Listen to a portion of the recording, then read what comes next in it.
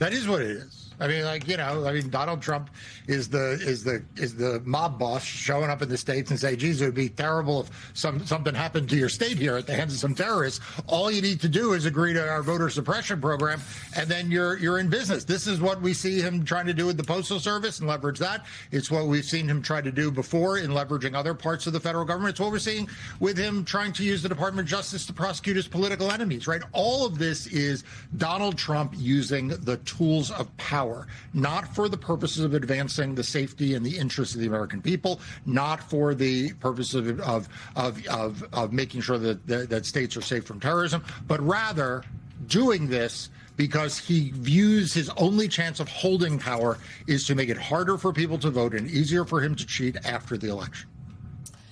Mark, can we just drill down on this? Because we're all old enough to remember, some of us more than others, when Donald... You hear that slight, Mark? You hear that? You hear that? Elder millennial Michael Steele. Are old enough that he and I used to go at it against each other. Right? Okay, so this is what I'm saying. The fights about voting and whatnot have been going on for a very long time, but I feel like what was different when Trump came on the scene and what is different now is the lengths to which Donald Trump and Republicans are willing to go. Like the whole people who are non-citizens have voted thing, it originally came up because Donald Trump lost the popular vote in 2016 by 3 million votes.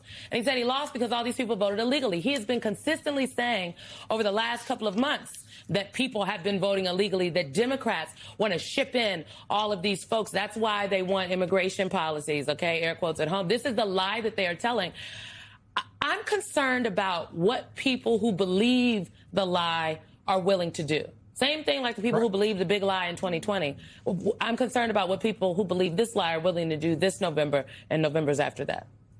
Yeah, no, look, I think you're exactly right. I mean, what we've seen is that Donald Trump has a progression that he goes through. He stakes out an unreasonable position.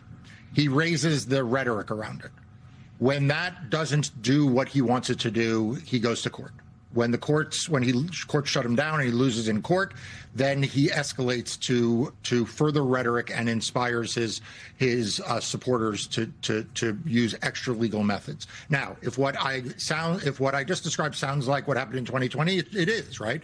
Donald Trump attacked mail-in voting before the election.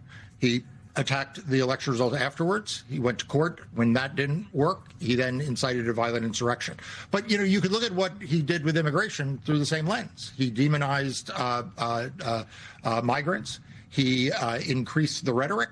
Then there were court cases about, for example, him trying to send people out of the country to foreign gulags.